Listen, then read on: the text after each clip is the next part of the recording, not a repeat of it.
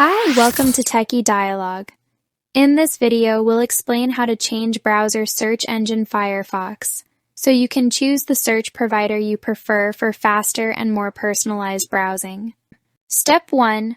Open Firefox and click the menu button with 3 horizontal lines in the top right corner. This opens the main menu where browser settings are located. Step 2. Click Settings from the menu. This takes you to the main Firefox settings page. Step 3. Select Home from the left sidebar.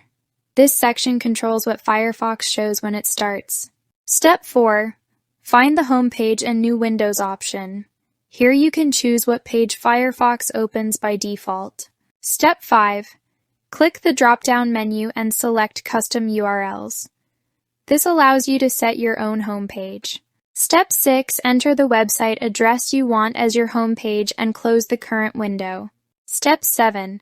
Reopen your Firefox to see the new web browser launch.